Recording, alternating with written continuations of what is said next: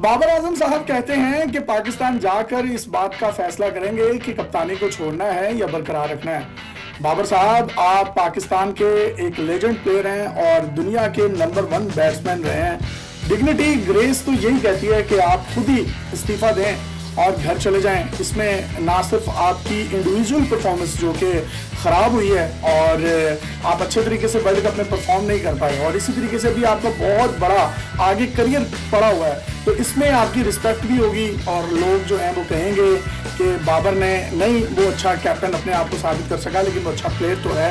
और दूसरी तरफ वो कहते हैं कि मेरी जो इंडिविजुअल परफॉर्मेंस है वो वर्ल्ड कप में भी उतनी बुरी नहीं है। तो जनाब, आप नंबर 1 बैट्समैन थे, तो आपकी जो बैटिंग की सलाहियतें हैं, क्या वो मैक्सवेल के करीब करीब भी थी? क्या वो, अगर हम पाकिस्तानी खिलाड़ी की बात करें, फ़खर जमान के भी करीब करीब हैं, जो मेरे ख्याल टॉप 10 में भी नहीं है। इसी तरीके से बात करें वो साउथ अफ्रीका के कॉक की, तो उस तरह की हैं आपकी? नहीं है। रोहित शर्मा जैसी हैं, विराट कोहली जैसी हैं, या मैं किसी और बड़े प्लेयर की बात करूं, वार्नर जैसी हैं, या कोई ऐसे और प्लेयर्स बता दें, शुभमन गिल बता दें। वो कल का बच्चा 42-45 उसने इनिंग्स खेली हैं और वो नंबर 1 बैटर जो है इस वक्त बन गया।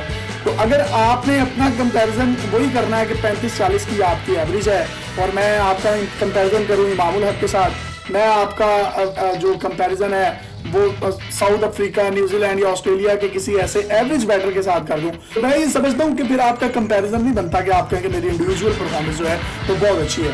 आपकी परफॉर्मेंसेस ना मैच विनर्स वाली थी, आपकी परफॉर्मेंसेस इतनी करीब करीब थी सक्सेस के कि जिससे पाकिस्तान का रन रेट अच्छा हो सकता। पाकिस्तान बांग्लादेश के मैच में क्या हुआ, 28 ओवर्स में अगर आप उस मैच को खत्म कर देते, चेस कर देते, तो आज पाकिस्तान को रन रेट की कोई प्रॉब्लम ही ना होती। 4-4.5 ओवर्स आप आए, आपने रोक कर खेले, उसके बाद प्रेशर डेवलप हुआ, वो अल्लाह भला करे इफ्तिखार का, चचा का और मोहम्मद रिजवान का, जिन्होंने थोड़ा सा तेज खेलकर 31वें या 32वें ओवर में उस मैच को खत्म कर दिया। आप कहते हैं एक दिन पहले प्रेस कॉन्फ्रेंस करके पाकिस्तान इंग्लैंड के मैच से पहले कि अब हमने एक स्ट्रेटजी बनाई है जिसके मुताबिक जो है ना, हम इंग्लैंड को किस तरीके से हमने उन पर अटैक करना है, और पहले 10 ओवर में ये नहीं है कि हमने आकर मार धार शुरू कर देनी है, हम रोकेंगे। 10 से 20 ओवर में हमने क्या करना है, 20 से 30 में क्या करना है, 30 से 45 तक का क्या टारगेट होगा, और आखिरी 5 ओवर किस तरीके से खेले हैं। आप नंबर 1 बैट्समैन है और आप रिलाई कर रहे हैं सिर्फ फ़खर जमान पर। अगर आपकी टीम में फ़खर जमान भी ना हो तो फिर ये अकेला ही फ़खर जमान चला जाए और 11 प्लेयर्स के साथ वो खेलना शुरू कर दिया करे। मतलब आप यार नंबर 1 बैटर हैं, आप खुद लीड करें, खुद कोई प्लान बनाएं।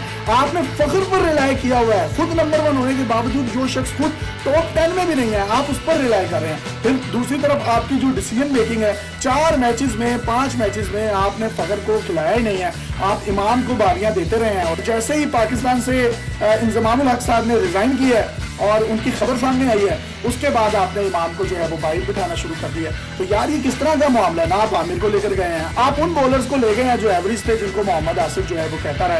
तो आपको ये चाहिए कि आप एक ग्रेस का, डिग्निटी का मुजाहिरा करें।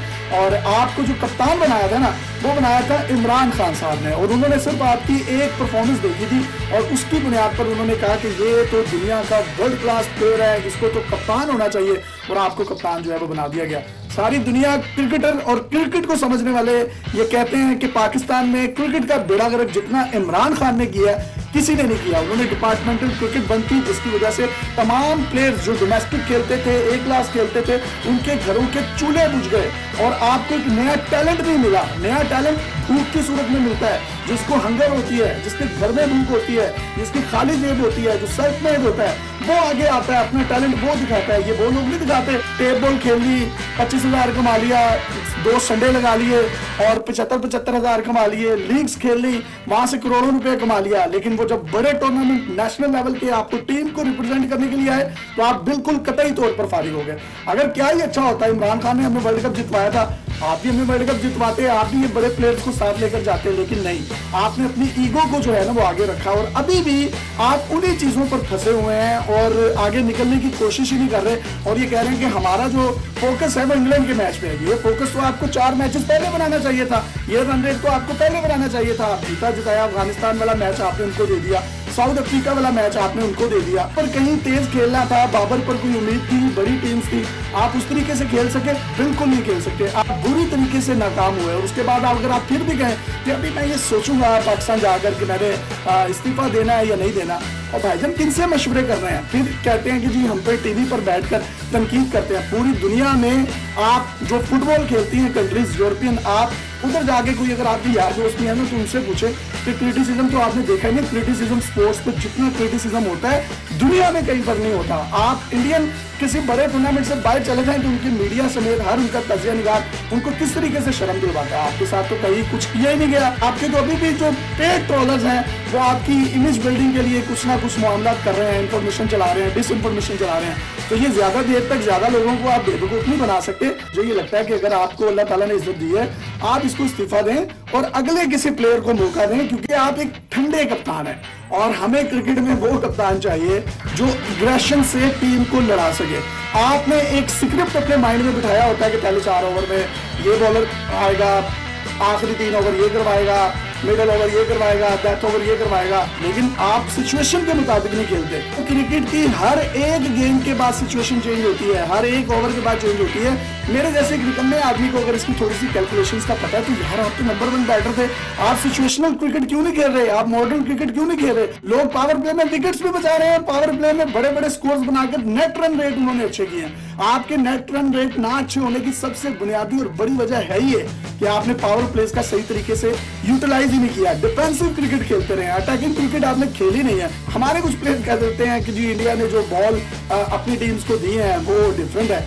मतलब यार क्या ग्रो अप, मैं यही कह सकता हूँ और इससे बढ़कर मैं कुछ भी नहीं कह सकता। मतलब साहब आप एक बहुत बड़े प्लेयर हैं, लेकिन वर्ल्ड कप में नहीं आप साबित हुए बड़े टूर्नामेंट में।